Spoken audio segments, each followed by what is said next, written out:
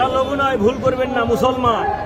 সংখ্যালঘু শিখ হচ্ছে, সংখ্যালঘু জৈন হচ্ছে, সংখ্যালঘু পার্সি হচ্ছে, সংখ্যালঘু বৌদ্ধিষ্ট হচ্ছে। সংখ্যালঘু নয়, সংখ্যালঘুর কোনো চেয়ারে কোনো শিখকে দেয়নি আর কোনো বৌদ্ধিষ্টকে দেয়নি, শুধু মুসলমান প্রেম আছে ভোট ব্যাংকের জন্য। শব্দটা বদলাতে হবে, একদম মুসলমানদেরকে দিয়ে এসব করাচ্ছে যাতে এখানে আগামী দিনে তার রাজত্ব কায়েম থাকে, সেই জন্য করার চেষ্টা করছে, আর সেটা আমরা করতে দেব না। পশ্চিমবাংলার হিন্দু সমাজ জেগে গেছে, পশ্চিমবাংলার হিন্দু সমাজ সবাই ধরে ফেলেছে এই মমতা ব্যানার্জির এই সব কাণ্ড কারখানা। তাই আগামী নির্বাচনে তাকে পানিশমেন্ট ভোগ করতে হবে এবং তার সঙ্গে সঙ্গে কি আছে, পশ্চিমবাংলা থেকে তাকে বিদায় নিতে হবে কোনো উপায়। রাজ্যের নারীদের অবস্থা আমরা দেখেছি, ওড়িশা থেকে একজন কন্যা এসেছে, তাকেও নিরাপত্তা দিতে পারবে না। এটা তো মমতা ব্যানার্জি নিজেই বলেছেন। তিনি বলেছেন কেউ মা বোনরা, কেউ মহিলারা, মা বোন শব্দ বলেননি, মহিলারা কেউ বিকেলে বেলা সন্ধ্যের করে আর বেরোবেন না। এই শব্দ যদি একজন মুখ্যমন্ত্রী বলে, প্রশাসক বলে, তার মানে কি রাত্রিবেলা 12 ঘন্টা তার সুরক্ষা দেওয়ার ক্ষমতা নেই, তার পুলিশ অক্ষম হয়ে গেছে, তিনি নিজে বলেছেন। তাই এইরকম অযোগ্য মুখ্যমন্ত্রী যতক্ষণ থাকবে কেউ সুরক্ষিত নয়, 8 থেকে 80 বছরের কোনো মা বোন কেউ সুরক্ষিত নয়।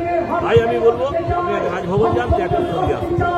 গতকাল বিজেপির 3 জন আধিকারিক এসেছিলেন ওড়িশা থেকে, তাদেরকে হাসপাতালে ঢুকতে দেওয়া হলো না। শুভেন্দু অধিকারীকে চিকিৎসকের সাথে কথা বলতে দেওয়া হলো।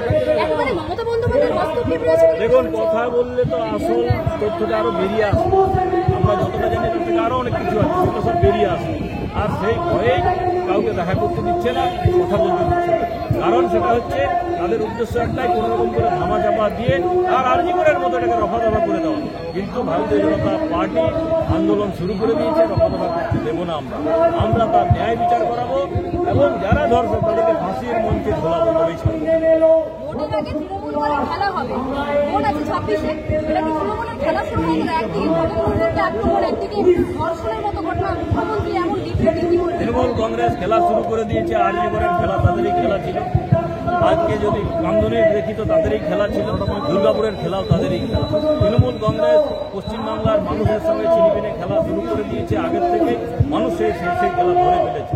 আর শেষ খেলা 2026-এ মানুষ খেলবে, পশ্চিমবাংলার মানুষ তৃণমূলের উপর।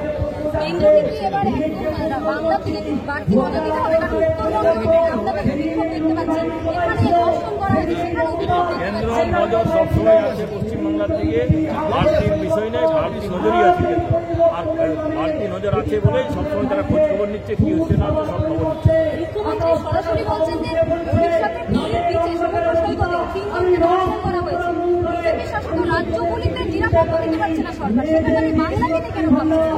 দিদিমণিকে আমি বলবো আপনি নিজের চরকায় তেল দিন, পশ্চিমবাংলার মানুষ কি হচ্ছে।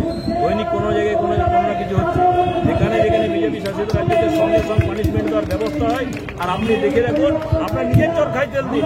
আপনি যেখানে বসে আছেন সেই নাকের টোনাতে ঘটনা ঘটছে, আপনি সেগুলো দেখতে পাচ্ছেন না, সেগুলো আপনার শুধরানোর কোনো প্রয়োজন নেই, কারণ আপনার ভোট ব্যাংক সরে যাবে। সেই জন্য কি আছে, আপনার এই ভোট ব্যাংক নজর না দিয়ে পশ্চিমবাংলার মানুষের উপর নজর দিন। আর নতুবা কি হবে, 26-এ তার পরিণতি